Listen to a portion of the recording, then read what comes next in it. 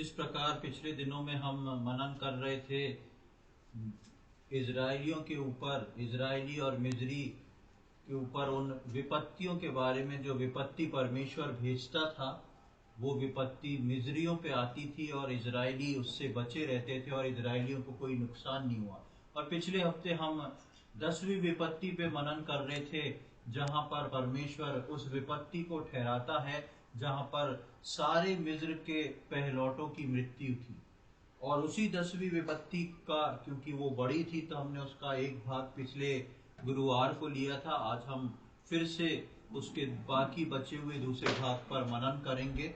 वो विपत्ति जो 10वीं थी, हम पिछले हफ्ते देख रहे थे कि ये एक ऐसी विपत्ति थी जिसमें परमेश्वर ने इजरायलियों को कुछ करने को कहा था। इस विपत्ति को आने से पहले परमेश्वर ने रखा था कि इजरायलियों को करने के लिए कुछ काम को सौंपा था। और हमने देखा था कि परमेश्वर ने आज्ञा दी थी कि इजरायली जो हैं वहां से निकलने से पहले एक पर्व को बनाए, एक फेस्टिवल को बनाए, एक पर्व को बना के वहां से बाहर निकले। और उसके लिए हम पिछले बार 12वें अध्याय में कई चीजों को देखा था कि परमेश्वर ने उस पर्व की कैसी विधि ठहराई थी और किन किन बातों को परमेश्वर ने बताया था। आज हम आगे की ओर जाएंगे और उसी के दूसरे भाग को आज हम देखेंगे। निर्गमन उसका 12वां अध्याय और उसकी 21, 22, 23वीं आयत को हम पढ़ेंगे। Exodus chapter 12 versus 21 to 23।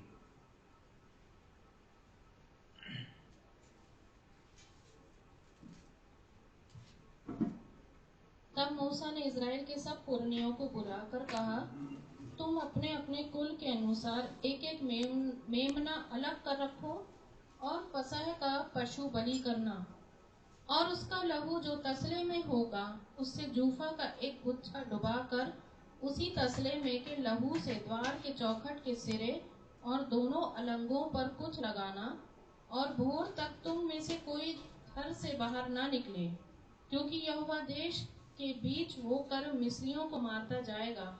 इसलिए जहाँ जहाँ वह चौखट के सिरे और दोनों अलंगों पर उस लहू को देखेगा, वहाँ वहाँ वह उस द्वार को छोड़ जाएगा और नाश करने वाले को तुम्हारे घरों में मारने के लिए ना जाने देगा।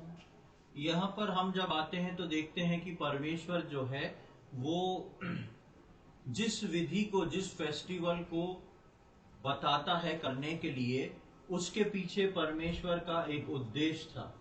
और परमेश्वर का कार्य करने का तरीका, परमेश्वर के पैटर्न, परमेश्वर के उद्देश्य जो हैं, जो पुराने नियम में हम उत्पत्ति से देखते हैं, वही नए नियम के समय तक वो सब के सब एज इट इज चल रहे हैं। और पुराने नियम में परमेश्वर ने जिस बात को रखा था वो एक छाया थी नए नियम के विश्वासियों के लिए।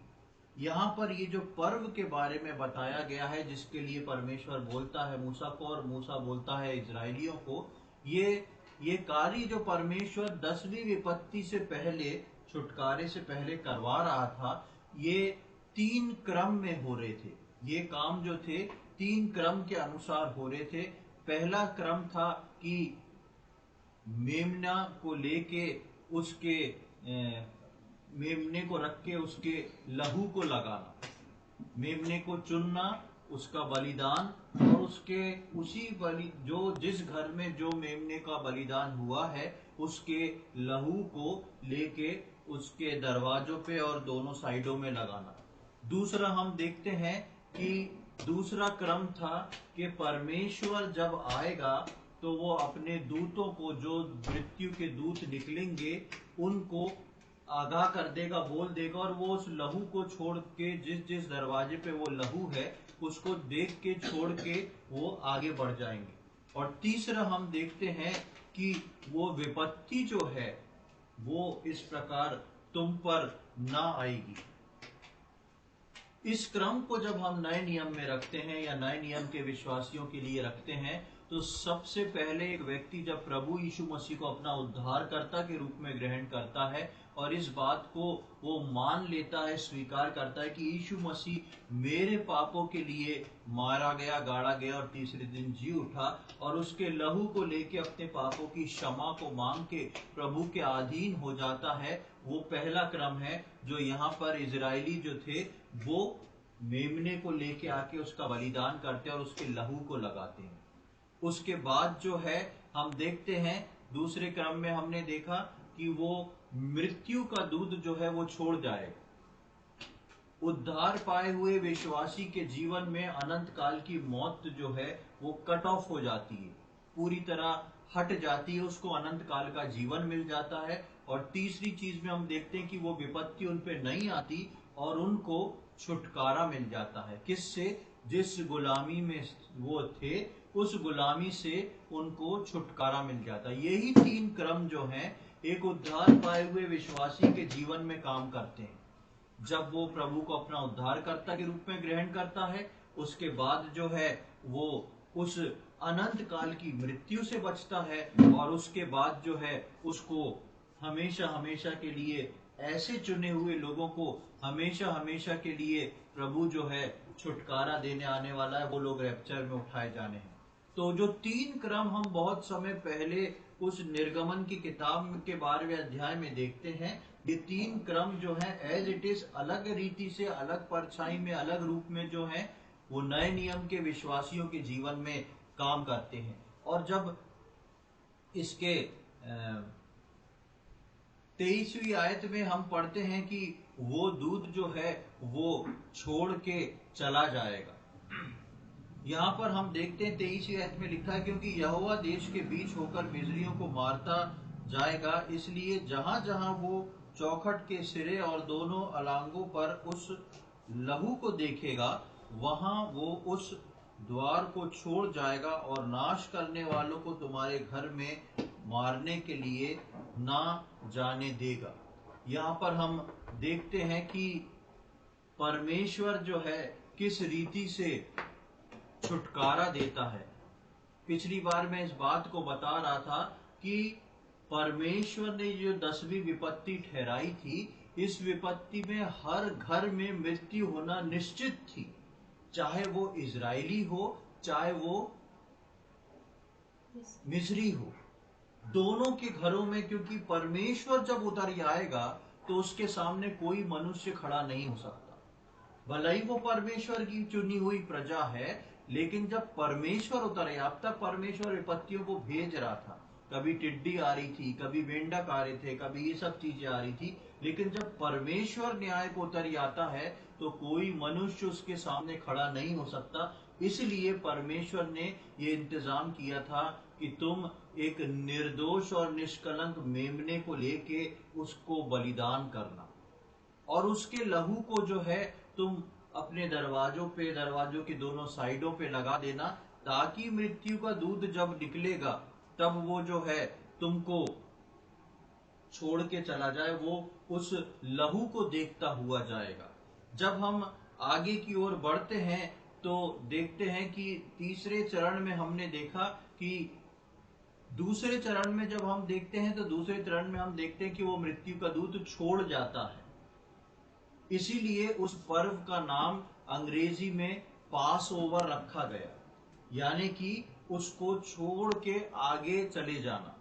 या हम देखते हैं कई बार जो हाईवे रोड होती हैं और उसमें हम एक शहर से दूसरे शहर में जा रहे हैं और उसके अंदर जो है हमको बीच में कोई शहर पड़ रहा है जिसमें हमें नहीं रुकना है, तो पहले ऐसा होता था कि उस शहर के अंदर से होके ही पार होते थे, तो उसमें बहुत सारा ट्रैफिक और बहुत सारी चीजें में टाइम वेस्ट होता था। फिर धीरे धीरे जैसे आधुनिक सड़कें बनी तो सरकार ने जो है एक दूसरा हाईवे ऊपर से बना दिया, ताकि जो है वहां के लोग जो है उस शहर को पास ओवर कर दें। एक बाईपास रोड बना दिया गया, जिससे एक व्यक्ति को अगर दूर की जगह पे जाना है तो उसको बीच के शहरों में रुकना ना पड़े, उनके साइड से या ऊपर से कहीं से वो गाड़ी जो है निकल जाए, उन सारे शहरों को छोड़ जाए। यही काम जो है परमेश्वर ने उस समय किया कि परमेश्वर ने उस चीज को रखा और उस लहू को लगा के एक चिन्ह को ठहराया कि ये पास ओवर है। इस चिन्ह को देख के, इस लहू को देख के जो है मैं छोड़ के इनको आगे बढ़ जाऊंगा। जैसा मैंने पिछली बार भी बताया और आज भी दोहराया उस बात को कि परमेश्वर जब इस पृथ्वी पे आता है या अपने कोई कार्य को करने को अंजाम देने के लिए उतरता है तो कोई मनुष्य जो है उसके सामने खड़ा नहीं हो सकता। यहाँ तक कि मूसा को भी अनुमति नहीं थी कि वो बाहर निकल के खड़ा हो जाए। परमेश्वर ने कहीं मूसा को नहीं बोला कि तुम बाहर निकल के जा सकते, कोई मनुष्य हो।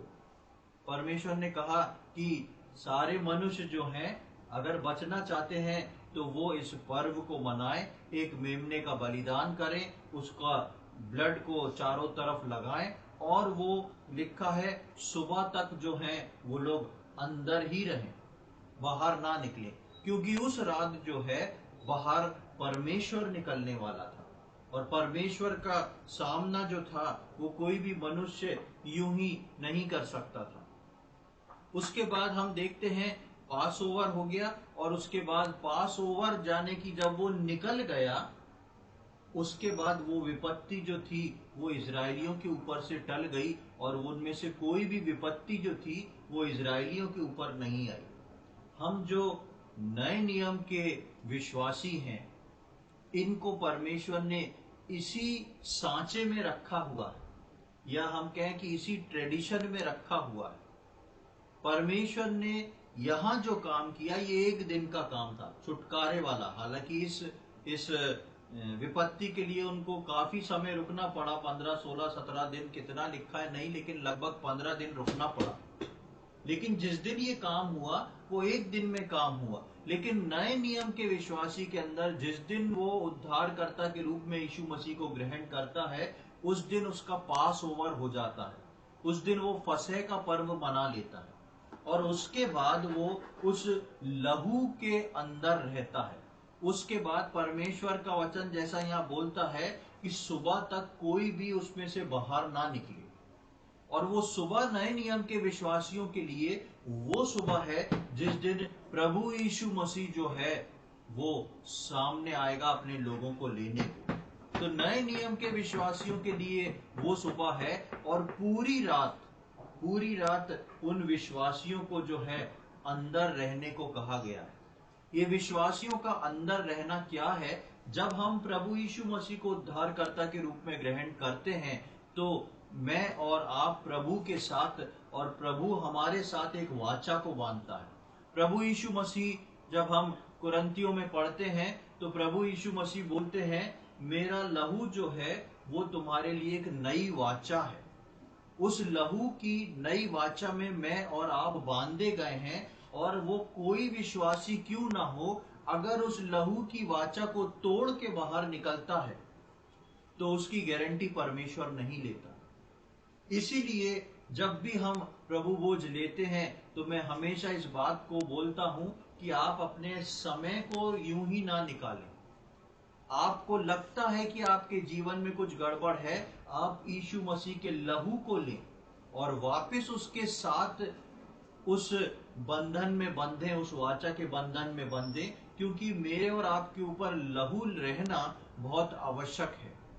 और कई बार ऐसा होता है कि हम खुद अपने ऊपर विपत्तियों को लेके आते हैं और जब हम अपने ऊपर विपत्तियों को लेके आते हैं तो हम सोचते हैं कि क्यों प्रभु मेरी सहायता नहीं कर रहा, क्यों मेरे साथ ऐसा हो रहा है। दरअसल बात ये होती है कि वो विश्वासी या हम लोग जो हैं, जब परमेश्वर बोलता है कि उस लहू को जो चारों तरफ लगा है उससे रात भर बाहर नहीं निकलना। कई बार हम अपने जीवन में उस कदम को बाहर निकालने की कोशिश करते हैं, चाहे वो हमारी आंखों के द्वारा हो, चाहे वो हमारे कानों के द्वारा हो, चाहे वो हमारे सोच विचार के द्वारा हो, चाहे वो हम बाहर निकल के कुछ करना चाह रहे हो। वो सीमा जो परमेश्वर ने विश्वासियों के लिए ठहराई है, उस सीमा से यदि विश्वासी बाहर कदम बढ़ाएंगे तो अपने ऊपर स्वयं वो विपत्तियों को लेके आते हैं और जब विपत्ति आती है तो हम सोचते हैं कि हम तो प्रभु के जन हैं, क्यों प्रभु हमको ये सब चीजें अलाउ कर दिया, क्यों प्रभु ने हमको ऐसा छोड़ दिया कि हम जो हैं इन विपत्तियों को भुगत रहे हैं। लेकिन आप उस क्रम को देखें तो सच्चाई ये होती है कि विश्वासी जो है उस सीमा को लांघ देते हैं, और जो सीमा को लांघ देते हैं परमेश्वर फिर उनको उनकी ओर नहीं देखता। परमेश्वर के दूत जो हैं वो कुछ अलग प्रकार का काम करते हैं। जब 23वीं आयत में हम पढ़ते हैं कि नाश करने वाले एक दूत के बारे में लिखा है कि नाश करने वाला, और नाश करने वाले को तुम्हारे घरों में मारने के लिए ना जाने देगा। ये नाश करने वाले जो हैं, ये जब परमेश्वर इनको एक आज्ञा दे के चला स्वर्ग से, तो परमेश्वर ने बोला होगा कि जाके सबके पहलोटों को नाश करना है। पिछली बार मैंने बताया था कि जब सबके पहलोटे मरेंगे तो हर एक घर में एक मृत्यु निश्चित है। अब ये जो परमेश्वर के दूत होते हैं जो काम करते हैं, ये बहुत सिंसियर होते हैं, ये कुछ नहीं देखते हैं, ये इमोशंस पे काम नहीं करते, भावनाओं पे काम नहीं करते। ये परमेश्वर का काम करने आए हैं और जो परमेश्वर ने बोला उसको एज इट इज करेंगे। अब परमेश्वर यहां पर बोलता है कि जहां कहीं मैं लहू देखूंगा वहां रोक दूंगा।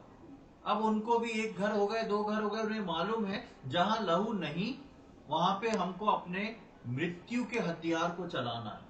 और ये दूत जो हैं वो सीधे बढ़ते चले जा रहे हैं और अपने उस हथियार को चला के हर घर में एक पहलौटे की मृत्यु होती चली जा रही है। बाय चांस भूल चूक से भी अगर कोई लहू लगाना भूल जाता तो उस घर में दूत घुसते और वहां पे मृत्यु आती और परमेश्वर उनको नहीं रोकता। और उसके साथ साथ परमेश्वर ने एक चीज और भी बोल दी थी कि तुम लोग को सुबह तक वहां से बाहर निकलने की जरूरत नहीं। प्रियो, मेरे और आपके जीवन में वो सुबह कब है?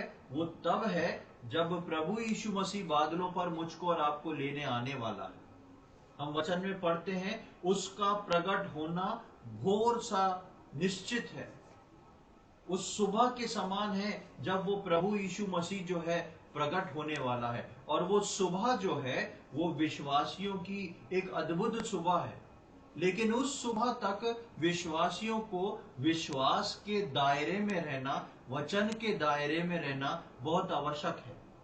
उस चीज को परमेश्वर ने पुराने नियम में नहीं छोड़ा और उस चीज को परमेश्वर नए नियम में भी नहीं छोड़ता है। पुराने नियम में तो एक बार को मान लीजिए कि एक मेमने का लहू था, लेकिन जो व्यक्ति प्रभु यीशु मसीह के लहू को लांघने की कोशिश करता है वो एक भारी काम को करता है। इसलिए विश्वासियों के लिए ये जरूरी है कि मैं और आप उस सीमा को कभी ना लांघें और उस भोर तक का इंतजार करें जब तक परमेश्वर ने मुझको और आपको उस लहू की आड़ में बने रहने के लिए रखा है। इसलिए जब भी हमसे कोई गलती होती है तो प्रभु यीशु मसीह के लहू को लेना बहुत जरूरी है, क्योंकि यीशु मसीह का लहू जो है वो सामर्थी है। यीशु मसीह का लहू है जो हमें सारे पापों से शुद्ध करता है।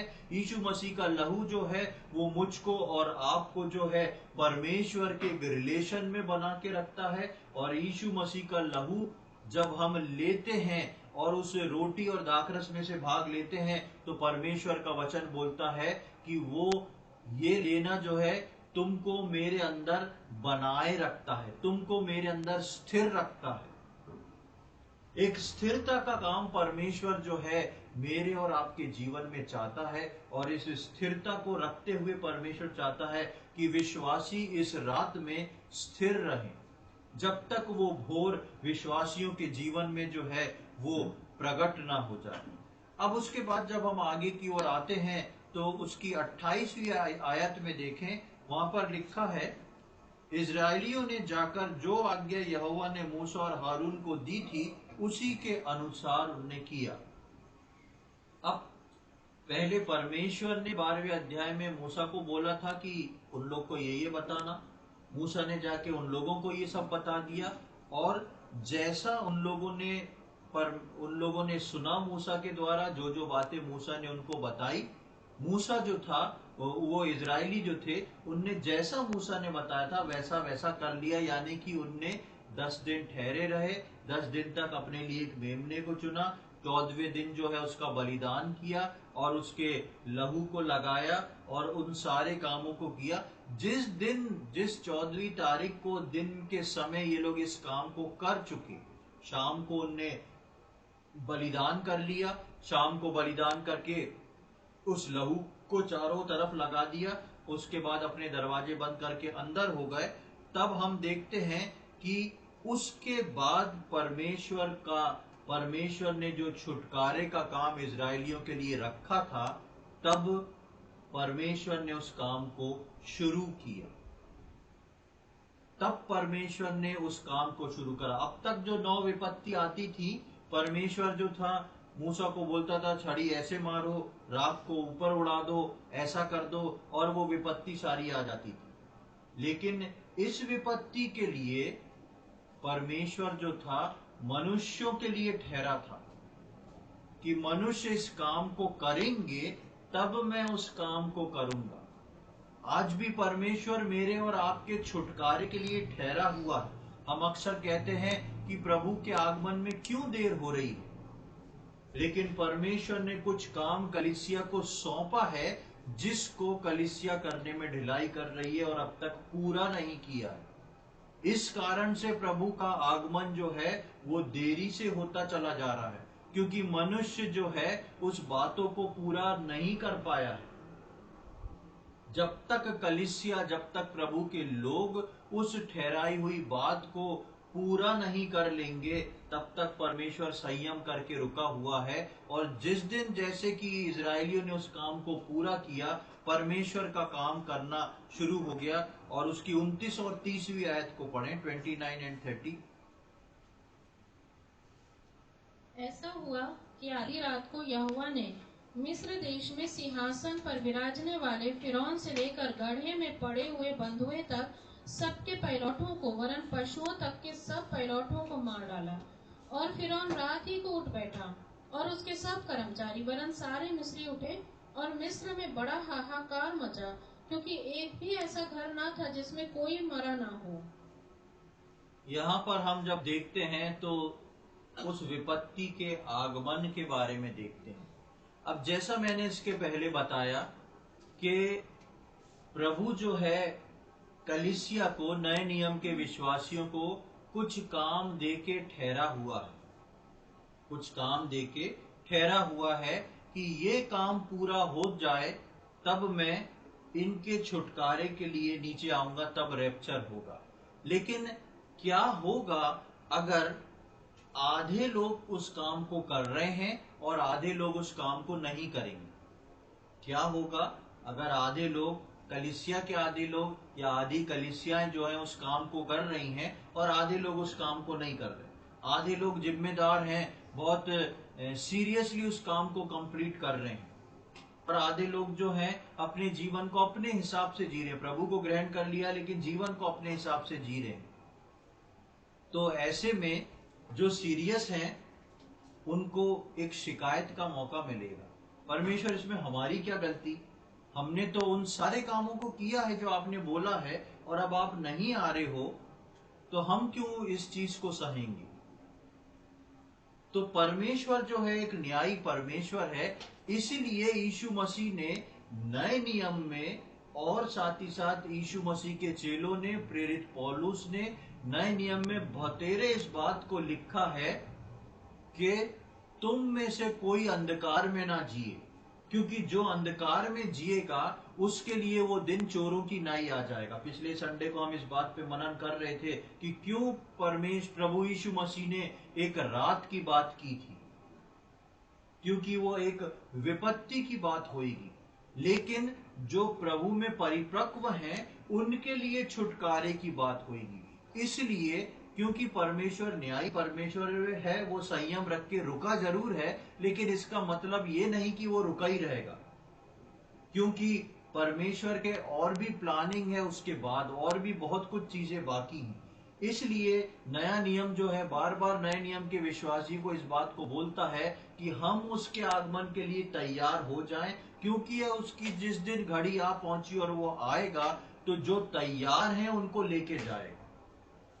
कई लोग बहुत गफलत में रहते हैं कि हमने प्रभु को उद्धारकर्ता के रूप में ग्रहण कर लिया है, अब हमारा पहुंचना पक्का है। बेशक आपका पहुंचना पक्का हो सकता है, लेकिन इन दिनों में हम जिन वचनों पे मनन कर रहे हैं, वचन जो सामने है, आप खुद उसको पढ़ के सोचे कि परमेश्वर का वचन क्या बोलता है। पिछली संडे हम देख रहे थे कि बहुत से लोग जो हैं रैप्चर के समय प्रभु के लोगों के ऊपर जो है वो इल्जाम लगाएंगे, उनके ऊपर उंगली उठाएंगे और बोलेंगे ये व्यक्ति कैसे। हम देखते हैं कि प्रभु का वचन बोलता है तुम जागते रहो और तैयार रहो कि तुम उसके पुत्र के सामने खड़े होने के योग्य हो सको। नया नियम बार बार इस बात को बताता है कि नए नियम के विश्वासियों को चेतना जरूरी है और जागते रहना जरूरी है, क्योंकि प्रभु तो अपने समय के अनुसार आएगा ही। और जब प्रभु अपने समय के अनुसार आएगा, जो विश्वासी तैयार नहीं हैं उनका क्या होगा हम नहीं जानते, लेकिन हम इतना जानते हैं कि परमेश्वर के वचन के अनुसार उनकी स्थिति जो है वो बेहतर नहीं होगी। यहां पर जब हम देखते हैं तो उन पूरे इजरायलियों ने इस काम को कर दिया, पूरे इजरायलियों ने इस काम को कर दिया। जैसे ही इजरायलियों ने उस काम को पूरा किया है, हम 29वीं आयत में पढ़े कि ऐसा हुआ कि आधी रात को यहोवा ने मिस्र देश में सिंहासन पर विराजने वाले फिरौन से लेकर गड्ढे में पड़े हुए बंधुए तक सबके पहलौठों को, वरन पशुओं तक के सब पहलौठों को मार डाला। यहां कलीसिया ने काम किया, इजरायलियों ने काम किया, और वहां परमेश्वर ने अपने वचन के अनुसार उस काम को करना शुरू कर दिया, और उस मिस्र के अंदर मृत्यु तेजी से फैलना शुरू हो गई। और हम 30वीं आयत में देखते हैं, और फिरौन रात ही कोट बैठा और उसके सब कर्मचारी वरन सारे मिस्री उठे, और मिस्र में बड़ा हाहाकार मचा, क्योंकि एक भी ऐसा घर न था जिसमें कोई मरा ना हो। पूरी मिस्र में जो था, क्योंकि इजरायलियों ने अपने कहे हुए काम को पूरा किया। जो काम परमेश्वर ने इजरायलियों को सौंपा था, उस काम को इजरायलियों ने पूरा किया, तो मिस्र के अंदर हाहाकार मचना शुरू हो गया। प्रियो, आज मेरे और आपके जीवन में हम कलीसियाई और सामाजिक जीवन को दूर करें। मैं और आप अगर अपने आप को लें, जिस दिन मैं और आप अपने जीवन को परमेश्वर के वचन के अनुसार चलाना शुरू करेंगे, जिस दिन मैं और आप परमेश्वर के वचन के अनुसार जीना शुरू करेंगे, और जिस दिन मैं और आप परमेश्वर के वचन के अनुसार चलना शुरू करेंगे, उस दिन मैं और आप जो हैं परमानेंट हो जाएंगे। हमको अपना काम जो है पूरा करके रखना है। हम नहीं जानते कि प्रभु यीशु मसीह का आगमन किस घड़ी हो जाए। जिस घड़ी भी होता है, मैं और आप जो हैं वो तैयार पाए जाएं। मेरा और आपका काम जो है अधूरा ना हो, मेरे और आपके ऊपर कोई दोष लगाने वाला ना हो। इस व्यक्ति ने ऐसा किया है, ये कैसे उठ सकता है। हम इस बात को ना सोचें कि परमेश्वर ने मुझसे अभी तक बात नहीं करी। हम इस बात को ना सोचें कि परमेश्वर ने अब तक मुझे बताया नहीं कि मुझको करना क्या है।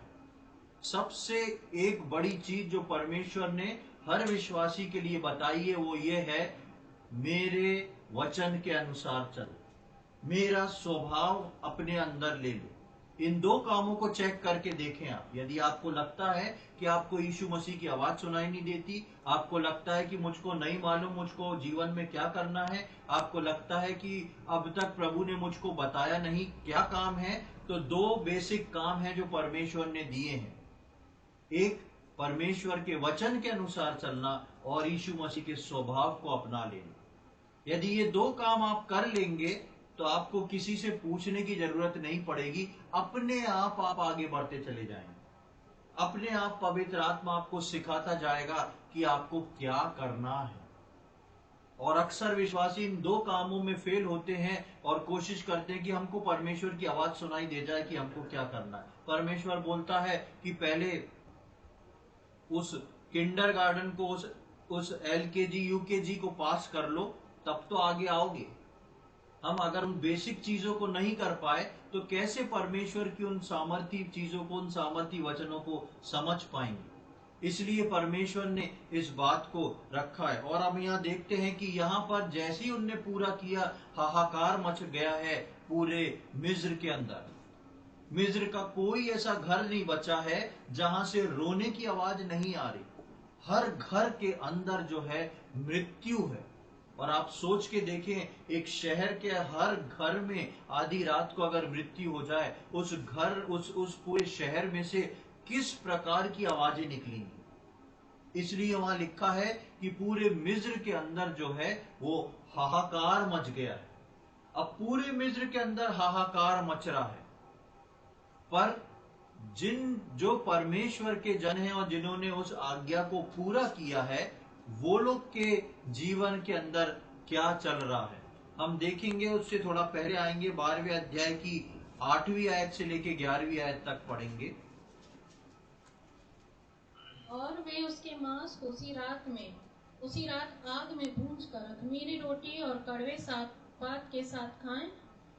उसको सिर, पैर और अतड़ियों समेत आग में भूंजकर खाना, कच्चा या जल में कुछ भी पकाकर न खाना, और उसमें से कुछ भी सवेरे तक न रहने देना। और यदि कुछ सवेरे तक रह भी जाए तो उसे आग में जला देना। और उसके खाने की यह विधि है, कमर बांधे, पांव में जूती पहने और हाथ में लाठी लिए हुए उसे फुर्ती से खाना। वह तो यहोवा का पर्व होगा। क्योंकि उस रात को मैं मिस्र देश के बीच में होकर जाऊंगा, और मिस्र देश के क्या मनुष्य क्या पशु सबके पैलौठों को मारूंगा, और मिस्र के सारे देवताओं को भी मैं दंड दूंगा। मैं यहोवा हूँ। हाँ, यहाँ पर हम जब आते हैं तो देखते हैं कि ये पैटर्न, ये बात परमेश्वर ने इजराइलियों को दी थी। जब इजराइली जो थे, इनको उस मेमने को खत्म करना था, खा के पूरा। लिखा था रात भर खाते रहना, रात भर में उसको खत्म करना है खा के, उसमें से कुछ भी बचने का नहीं। और परमेश्वर ने बोला था कि उसको खाने के लिए जो है उसको आग में भूंज के खाना है, अखमीरी रोटी और कड़वे सागपात के साथ खाना है, और उसको सिर, पैर, अतड़ियां समेत आग में भून कर खाना है। कच्चा या जल में कुछ कुछ भी पकाकर ना खाना है। सब कुछ आग में भून के खाना था। और उसके बाद लिखा था उसको खाने की विधि है। उसको खाने की विधि जो है वो क्या थी, 11वीं आयत में पढ़ते हैं। और उसके खाने की ये विधि है, कमर बांधे, पांव में जूती पहने, हाथ में लाठी लिए है, फुर्ती से खाना। ये तो यहोवा का पर्व होएगा। यानी कि ये पर्व जो था वो उनका पूरी रात का पर्व था। और उस पूरी रात जो थे, इनके घर में, इजराइलियों के घर में एक बहुत बड़ा डिनर हो रहा था। परमेश्वर ने बोला था, यदि तुम्हारे घर में सदस्य कम हो तो अपने आजू बाजू जो तुम्हारे इजरायली भाई बहन हैं उनको साथ में लाके उनकी संख्या के अनुसार एक मेमने को काट लेना, ताकि उसको तुम सब मिलके सुबह तक पूरा खत्म कर सको। और ऐसे में एक बड़ा गेट टुगेदर उनके हर परिवारों के अंदर, हर घर के अंदर चल रहा था। वो परमेश्वर की आज्ञा को पूरा कर रहे थे।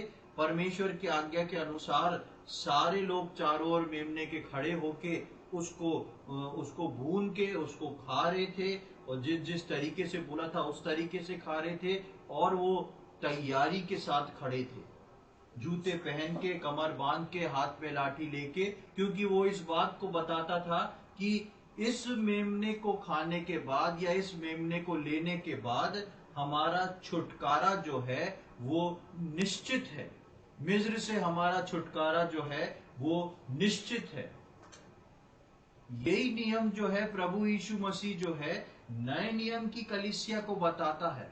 मेरा और आपका प्रभु भोज में से भाग लेना, उस रोटी में से खाना, दाख रस में से पीना, सिर्फ उसमें से खाना नहीं है, लेकिन तैयारी के साथ पीना, तैयारी के साथ खाना। इसलिए यीशु मसीह बोलते हैं, यदि तुम खाते पीते समय इसको ना पहचानो, ये कर क्या रहे हो, इस बात को ना पहचानो, ये तुम्हारी तैयारी के लिए है, ये तुम्हारी स्थिरता के लिए है, और ये तुम जितनी बार लेते हो, जब तक प्रभु यीशु मसीह नहीं आ जाए, तुम इस बात की घोषणा करते हो कि यीशु मसीह मेरे लिए मरा और मुझको छुटकारा मिला। इसलिए एक विश्वासी का जब भी हम इकट्ठा होते हैं, प्रभु भोज में से भाग लेना और उसको समझते हुए भाग लेना जरूरी है। तैयारी के साथ भाग लेना जरूरी है कि मैं ऊपर जाने वाला हूं, और इसलिए जाने वाला हूं क्योंकि मैं इसमें से भाग लेता हूं। इसलिए प्रभु चाहता है कि मैं और आप तैयारी से इस प्रभु भोज में से लें। और वहां पर मिस्र के अंदर जो था, वहां पे इजरायली इस बात की तैयारी कर रहे थे और इस बात की घोषणा को बाहर लहू लगा के कर रहे थे। आज कलीसिया में लहू लगा है, कलीसिया के अंदर विश्वासी छुपे हुए हैं, और कलीसिया के अंदर लोग उस लहू के अंदर आके इस प्रभु भोज में से भाग लेते हैं और इस बात की घोषणा को करते हैं।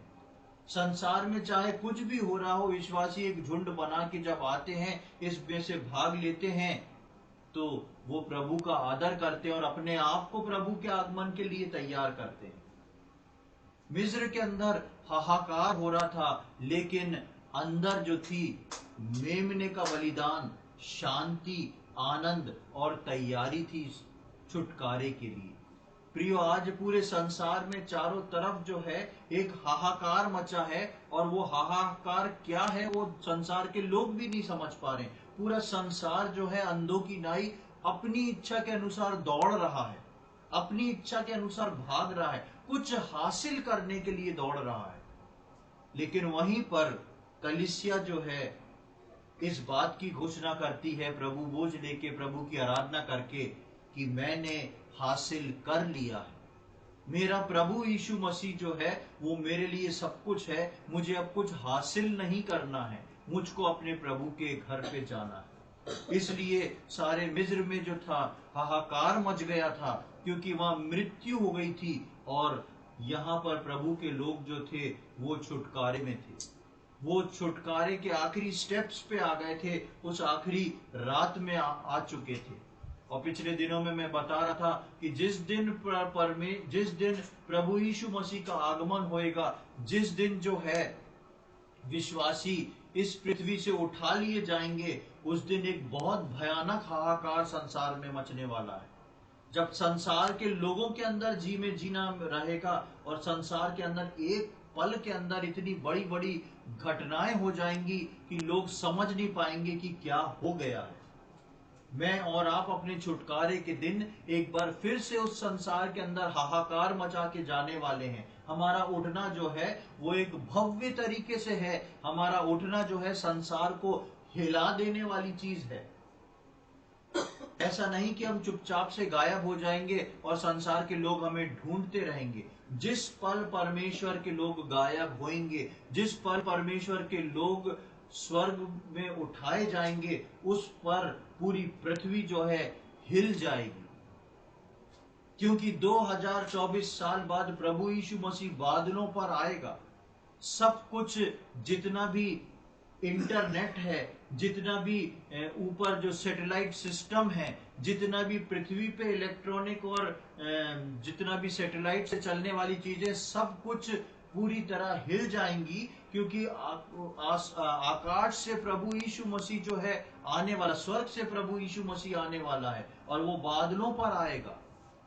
ऊपर से लेके नीचे तक सब चीजें हिलने पर होंगी। जितने मसीह लोग ऐसी इमरजेंसी चीजों में काम कर रहे होंगे, वो उसी क्षण गायब हो जाएंगे। आप सोच के देखें, एक हार्ट स्पेशलिस्ट जो कि बिलीवर है, विश्वासी है, और वो कुछ सर्जरी कर रहा है, यीशु मसीह का आगमन हुआ, वो उठ गया, बाकी डॉक्टर क्या करेंगे? बाकी असिस्टेंट हैं, हो सकता है संभाल लें, हो सकता नहीं संभाल पाए। पायलट प्लेन उड़ा रहा है, विश्वासी है, उड़ते प्लेन से पायलट गायब हो गया। ट्रेन चलाने वाला विश्वासी है, वो हट गया। कितनी एक सेकंड में कितनी दुर्घटनाएं हो जाएंगी। पूरी इस पृथ्वी जो है उथल पुथल हो जाएगी और पृथ्वी पे एक बड़ा हाहाकार मच जाएगा और एक ऐसा मंजर बन जाएगा जिस प्रकार मिस्र में लिखा है कि हर घर में से रोने की आवाज आ रही थी।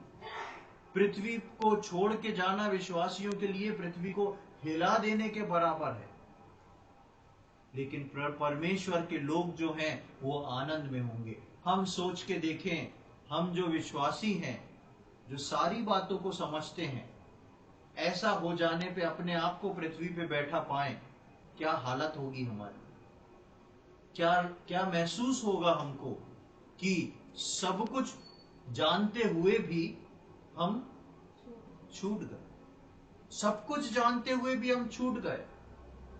हम जाके आत्महत्या नहीं कर सकते हैं, क्योंकि आत्महत्या करी तो वो एक महापाप हो जाएगा। क्या करेंगे आप? सोच के देखें, ऐसी स्थिति है। इसलिए अभी बेहतर है विश्वासियों के लिए कि लहू के अंदर रहें, लहू के बाहर निकलने की कोशिश ना करें। ये बेहतर होगा विश्वासियों के लिए कि कलीसिया में जहां आपको परमेश्वर ने रखा है आप वहां पाए जाएं, आपकी प्रेजेंट वहां पर हो, आप विश्वास योग्य रहें कलीसिया के प्रति, आप कलीसिया में हाजिर हों और प्रभु के पास हर रोज हम हाजिर हों, ताकि मैं और आप यीशु मसीह के स्वभाव को पहन लें, उसके वचन पे चलना शुरू कर दें और लहू की छाप से बाहर ना पाए जाएं, हम लहू की छाप के अंदर पाए जाएं। क्योंकि परमेश्वर विश्वास योग्य है, इसलिए वो मुझको और आपको और कलीसिया को समय दे रहा है ताकि मैं और आप चेत जाएं, मैं और आप होशियारी से काम को लें। और जब हम आगे की ओर आते हैं 12वें अध्याय की, तो उसकी 31वीं आयत से लेकर 36वीं आयत तक को पढ़ लें, 31 to 36। तब फिरौन ने रात ही रात में मूसा और हारून को बुलवा कर कहा, तुम इसराइलियों समेत मेरी प्रजा के बीच से निकल जाओ और अपने कहने के अनुसार जाकर यहोवा की उपासना करो। अपने कहने के अनुसार अपनी भेड़ बकरियों और गाय बैलों को साथ ले जाओ और मुझे आशीर्वाद दे जाओ। मिस्री जो कहते थे हम तो सब मर मिटे हैं, उन्होंने इजरायली लोगों पर दबाव डालकर कहा, देश से झटपट निकल जाओ। तब उन्होंने अपने गुंदे गुंदाए आटे को बिना खमीर दिए ही कटौतियों समेत कपड़ों में बांध कर अपने अपने कंधे पर डाल लिया। इसराइलियों ने मूसा के कहने के अनुसार मिस्रियों से सोने चांदी के गहने और वस्त्र मांग लिए, और यहोवा ने मिस्रियों को अपनी प्रजा के लोगों पर ऐसा दयालु किया कि उन्होंने जो जो मांगा वह सब उनको दिया। इस प्रकार इसराइलियों ने मिस्रियों को लूट लिया। यहाँ पर हम देखते हैं कि जैसे ही रात में ये लोग पर्व मना रहे हैं, लिखा है फिरौन ने रातों रात मूसा को बुलवाया और बोला, जाओ निकलो, सब कुछ जो ले जाना है निकलो, लेकिन एक काम करते जाओ। क्या पढ़ा आप लोगों ने? क्या? मुझको आशीर्वाद दे दो। फिरौन ने सोचा, मेंढक आए थे सब नाश करके, जब फिरौन को बोला तो मूसा को बोला तो उसने हटवा दिया था। टिड्डियां आई थी, मूसा को बोला तो हटवा दिया था। लेकिन यहाँ पर फिरौन के बेटे की भी मृत्यु हो चुकी है। अब फिरौन चाह रहा है रातों रात बुलवा के कि इस रात में एक ऐसा आशीर्वाद मिल जाए जो ये वापस से सब कुछ फिर जाए। इतने लोग मारे गए, इतने पहलौटे खत्म हो गए हैं, वापस से परमेश्वर इनका आशीष दे दे। मैं इनको जाने को बोल रहा हूं, ये मुझको आशीष दे दे ताकि जितने लोग मरे हैं फिरौन के घर में या मिस्र में, वो परमेश्वर की आशीष से जिंदा हो जाए। लेकिन उस रात में परमेश्वर कोई भी आशीर्वाद फिरौन को नहीं देता। फिरौन के लोग, फिरौन के घर के लोग, फिरौन का पुत्र और फिरौन की प्रजा के जितने पहलौटे मरे थे वो कभी फिर जिंदा नहीं हो पाए। वो उनको दूसरा मौका कभी नहीं मिला। मेरे और आपके पास ये रात जो है वो परमेश्वर की, या तो हम तैयारी कर लें या लहू के बाहर निकल के अपनी इच्छा के अनुसार जीवन को जी लें। जो बाहर निकल के जीवन जिएंगे उस रात के बाद उनको कभी दूसरा मौका नहीं मिलेगा। लेकिन जो अंदर रह के परमेश्वर की आज्ञा को पूरा करेंगे वो ऊपर उठाए जाएंगे। यहाँ पर फिरौन कहता है सब कुछ ले जाओ, और वो सब कुछ परमेश्वर के वचन के अनुसार जैसा परमेश्वर ने बोला था मूसा को और मूसा ने इजराइलियों को कहा था, वो सब कुछ लेके उनको मिस्रियों को, इस लिखा है कि मिस्रियों को पूरी तरह लूट के लेके चले गए थे। और कुछ समय मैंने पहले वचन दिया था जो रैप्चर के ऊपर था, आप लोग को ध्यान होएगा कि कलीसिया जाते समय जो है वो संसार को लूट के लेके जाएगी। वो वचन मैंने आपको बताया था कि आने वाले समय में पृथ्वी पे छूट जाने वाले लोगों के लिए एक खतरनाक भविष्य रखा हुआ है। और जिस प्रकार इजराइल की स्त्रियों ने जाके आजू बाजू के घरों को जितना हो सकता था सोना चांदी कपड़ा मांग लिया और इस प्रकार वो लुट गए थे, उसी प्रकार जिस पल प्रभु यीशु मसीह आएगा और कलीसिया उठाई जाएगी, कलीसिया जो है इस पृथ्वी से सारा सुख चैन ईमानदारी शांति सब कुछ छीन के ले जाएगी, और उसके बाद ये पृथ्वी रहने लायक नहीं बचेगी। जिस प्रकार हम पढ़ रहे हैं कि मिस्रियों को ये लोग लूट के निकल गए। काम शुरू कहां से हुआ? काम शुरू आज्ञा से शुरू हुआ। जब इजराइलियों ने आज्ञा पूरी करी, परमेश्वर ने अपने दूतों को भेज दिया, और इस प्रकार इजराइली जो थे मिस्र को छोड़ के वहां से निकले। और इसका 51वीं आयत को और पढ़ लें। और ठीक उसी दिन यहोवा इस्राएलियों को मिस्र देश से दल-दल करके निकाल ले गया। और ठीक कौन से दिन? उसी दिन, ठीक उसी दिन, जिस दिन परमेश्वर के वचन के अनुसार आज्ञा पूरी हो गई, ठीक उसी दिन। अब देखें आप यहां पर क्या लिखा है, दिन। हुआ काम ये कब? रात को।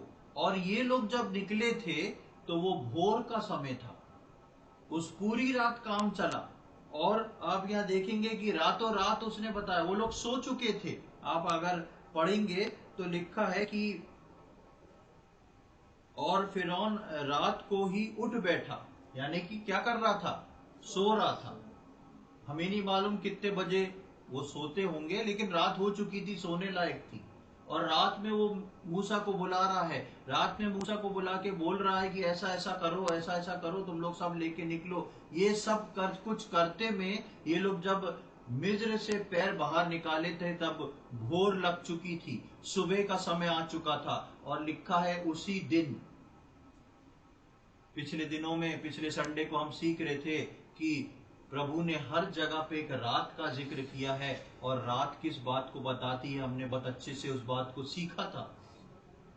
अब जो है इस दिन को, जिस दिन लिखा है उसी दिन यहोवा इजरायलियों को मिस्र देश से दल दल करके निकाला। 430 साल तक वो दिन नहीं आया, लेकिन जिस दिन पूरे इजरायलियों ने परमेश्वर की उस आज्ञा को पूरा किया, उसी दिन परमेश्वर ने उनको छुटकारा दे दिया। आज परमेश्वर ठहरा है। प्रकाशित वाक्य में हम पढ़ते हैं कलीसिया के लिए एक प्रार्थना है, लिखा है कि कलीसिया बोले, क्या बोले? किसी को याद है? हाँ, बहुत कम लोगों को याद है। उसमें लिखा है कलीसिया इस बात को बोले, हे प्रभु यीशु मसीह। आज जरूरत है कलीसिया को इस बात को बोलने के लिए। आज कलीसिया के लोग इस बात को बोल नहीं पा रहे हैं, हे प्रभु यीशु मसीह। क्यों नहीं बोल पा रहे हैं? तैयार नहीं। हाँ, तैयार नहीं है, वो भी एक कारण है। और तैयार क्यों नहीं है? क्यों नहीं है तैयार? प्रभु अभी आप आएंगे, बच्चों की शादी तो रह गई है, इसका ग्रेजुएशन पूरा नहीं हुआ, इसकी नौकरी लगना है, मुझे अपने नाती पोतों को देखना है, अभी ये ऐसा काम करना है, वैसा काम करना है। आप आइए जरूर, थोड़ा सा रुक जाइए, मैं थोड़ा सेटल हो जाऊं। लेकिन परमेश्वर बोलता है कि बोलो, हे प्रभु यीशु मसीह। आप देखें, अगर इन परमेश्वर ने जिस बात को बोला था, अगर ये इजरायली उस बात को पूरा नहीं करते, आधे पूरे करते और आधे नहीं करते कि नहीं थोड़ा और रुक के जाएंगे, क्या होता? गुलामी में। छूट तो तब जाते जब जिंदा बच जाते। छूट तो तब जाते जब जिंदा बच जाते। पृथ्वी पे रह जाने वाले विश्वासी जो हैं वो मृत्यु के समान हैं, एक जिंदा लाश बन के रहेंगे, क्योंकि वो सब कुछ जानते हुए भी पकड़ नहीं पाए जिस चीज को पकड़ना था। पृथ्वी पे रहने वाले सांसारिक लोगों से की स्थिति से गंभीर स्थिति प्रभु यीशु मसीह के जानने वालों की होने वाली है यदि वो छूट जाएं, क्योंकि वो चाह के भी शैतान का मार्ग अपने ऊपर नहीं ले सकते हैं और चाह के भी ऊपर उठने की कोशिश नहीं कर सकते। कितना भी ऊंचा कूदे ऊपर नहीं जा पाएंगे। एक बार दरवाजा खुला और बंद। यीशु मसीह ने बोला उन 10 कुमारियों के विषय में, जो तैयार थी वो चली गई, जो तैयार नहीं थी वो कब तेल लेने भागी थी? वो आधी रात को। जब फिरौन बोला था, जब फिरौन नहीं समझ पाया 9 विपत्तियों में, फिरौन जल्दी से बुलाता है मूसा को, भैया तुम आओ आशीष दे के जाओ, पर आशीष मिली नहीं मिली। ये 5 कुंवारी जो थी रात में तेल लेने भागी, हो सकता है जान पहचानो दुकानदारों को उठा भी दिया हो, तेल भी ले लिया हो, क्योंकि वो वापस आई थी। इसका मतलब तेल मिल गया था उनको। लेकिन लिखा है तब क्या हो चुका था? द्वार बंद हो चुका था। इसलिए प्रियो, हम इन बातों को हल्का ना लें। हम इस बात के लिए अफसोस ना मनाएं कि वो व्यक्ति तैयार नहीं, वो व्यक्ति तैयार नहीं। बेशक आप उसके लिए प्रार्थना करें, लेकिन मैं और आप इस बात को देखें, क्या मैं तैयार हूं? क्या प्रभु ने मुझे जो आज्ञा दी थी मैं उसको पूरी करके खड़ा हूं, ताकि उसका आगमन अगर आज की रात में होता है तो मैं तैयार पाया जाऊं। इसलिए परमेश्वर ने इस छुटकारे से पहले जो विपत्ति रखी थी उसमें इन भेदों को छुपा के रखा था, क्योंकि ये मिस्र से इजरायलियों का ही छुटकारा नहीं था, लेकिन नए नियम के विश्वासियों का संसार से छुटकारे का एक छाए, एक दृश्य, एक पिक्चराइजेशन परमेश्वर ने पुराने नियम में दिखाया था। ऐसा ही कुछ नए नियम के विश्वासियों के साथ होने वाला। हम ध्यान से उस तैयारी के समय में रहें, क्योंकि मैं और आप आखिरी समय में हैं और मैं और आप तैयारी के समय में हैं। मैं और आप इस बात को ना बोले, जैसा मैंने बताया, कि मुझे क्या करना है सूझता नहीं। मुझको और आपको परमेश्वर का वचन पढ़ के उस पर चलना है और यीशु मसीह के स्वभाव को अंदर लेना है। उसके बाद अपने आप आपकी तैयारी होने लगेगी। अगर सिंसियरली आपने इन 2 कामों को कर लिया, आप प्रभु की उस आवाज को भी सुनेंगे, प्रभु आपको बताएगा भी कि आपको क्या करना है, और प्रभु आपको पूरी तरह तैयार करेगा, ताकि मैं और आप जिस प्रकार इजरायली मिस्र से छूट के निकले, मैं और आप भी आनंद और जय जयकार के साथ छूट के निकले और प्रभु के सम्मुख खड़े होने वाले हो जाए। परमेश्वर इन वचनों को समझने में हम में से प्रत्येक की सहायता करे। प्रभु के नाम की महिमा हो।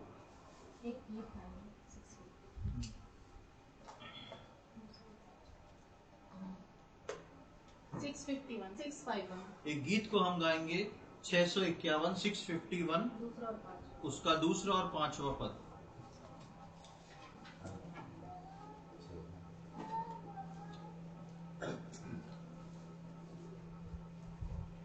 उसका आना अब नजदीक जानकर, उसका आना अब नजदीक जानकर, संगति में हम बने रहे, संगति में हम बने रहे, उसके वचन का पालन करें हम, उसकी हम करते हैं प्रतीक्षा, उसके वचन का पालन करें हम, उसकी हम करते हैं प्रतीक्षा। समय अब थोड़ा बाकी रहा, समय अब थोड़ा बाकी रहा, आने वाला यीशु शीघ्र आएगा, आने वाला यीशु शीघ्र आएगा, जरा भी देर ना करेगा, जरा भी देर ना करेगा। नूह का जमाना स्मरण करें, नूह का जमाना स्मरण करें, पश्चाताप के द्वारा सब ठीक ठाक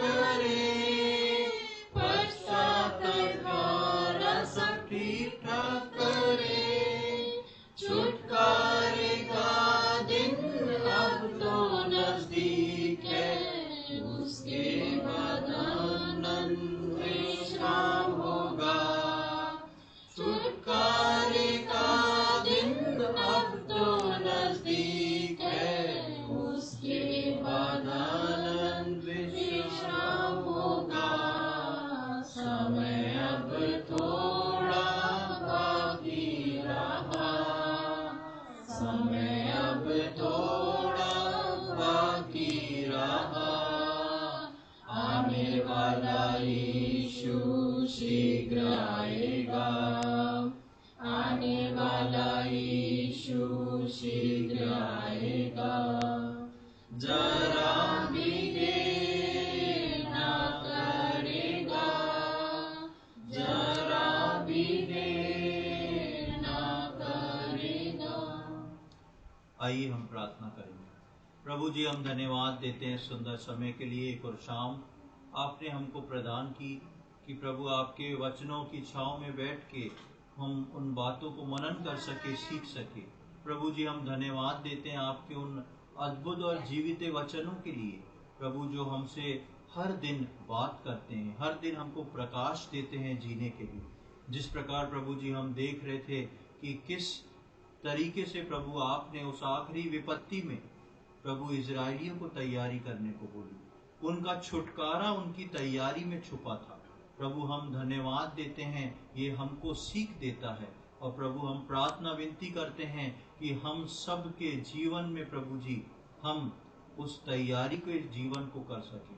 हमको जो जो आज्ञाएं आपने सौंपी हैं हम उनको पूरा करने वाले हो सकें, ताकि प्रभु जी हम आपके आगमन पर उठाए जा सकें। हम उस हाहाकार में शामिल ना हो, लेकिन आनंद और जय जयकार में शामिल होने वाले हो सके। हम प्रभु प्रत्येक विश्वासी को आपके हाथों में सौंपते हैं। प्रभु जी, हम सब आपके सम्मुख नम्र और दीन होकर आपसे प्रार्थना विनती करते हैं। प्रभु, आप अपनी इस बड़ी दया को दिखाएं। प्रभु जी, बहुत सारी चीजों में हम सब के जीवन अलग अलग रीति से भटकते हैं, उन भटकाव से हम सबको बचाएं प्रभु जी। और प्रभु हम प्रार्थना करते हैं कि उस लहू के अंदर, उस लहू की सीमा के अंदर आपके आगमन तक बने रहने में हम में से प्रत्येक की सहायता करें। और प्रभु जी, उस लहू की सीमा के अंदर भी प्रभु जी हम उस मेमने को अपने अंदर लेते जाएं और एक तैयारी के साथ खड़े होने वाले हो सकें, ऐसी हमारी विनती प्रार्थना है। प्रभु जी, हमारे जीवन से शैतान कुछ भी छेड़छाड़ ना करने पाए, हमको नीचे की ओर लेके ना आने पाए, हमसे भूल चूक ना कराने पाए। लेकिन प्रभु, आपके पवित्र आत्मा में हम बल पाके, आपके पवित्र आत्मा की सामर्थ्य में और आपके पवित्र आत्मा की सहायता से हम हर दिन एक जय का जीवन जीते हुए प्रभु जी आपके आगमन के लिए तैयार पाए जाएं, ऐसी हम प्रार्थना विनती करते हैं। प्रभु जी, हम कलीसिया एक मन होके प्रार्थना करते हैं कि हे प्रभु यीशु मसीह, आप आइए और प्रभु जी आप आके हमको यहाँ से लेके जाएं प्रभु जी, और हम तैयार पाए जाएं प्रभु। हम आपका सामना करने के योग्य हमको आप बना दीजिए प्रभु जी, ऐसी हम विनती प्रार्थना करते हैं। और प्रभु, हम आपको बुलाने की पुकार एक मन से होके करते हैं प्रभु जी, कि आप आए प्रभु, आप अपने वचनों के अनुसार बादलों पे प्रकट हों और हमारी कलीसिया बहुत आनंद और जय जयकार के साथ प्रभु जी उठाई जा सके, ऐसी हम प्रार्थना विनती करते हैं। प्रभु जी, हर विश्वासी को जो अपने जीवन में कई क्षेत्रों में उलझे हुए हैं, हर ऐसा विश्वासी जो प्रभु अपने जीवन में कई प्रकार की समस्याओं से ग्रसित हैं, जिसके कारण से वो तैयारी नहीं कर पा रहे हैं, हम उन सबको आपके हाथों में सौंपते हैं। आप अपनी दया दिखाएं, अनुग्रह दें और एक तैयारी का जीवन दें। प्रभु, हम धन्यवाद देते हैं आज के दिन के लिए। आपने प्रार्थनाओं को सुन लिया, उसके लिए हम धन्यवाद देते हैं। ये सारी बातें अपने उद्धार करता प्रभु यीशु मसीह के पवित्र और मीठे नाम से मांगते हैं, आमीन।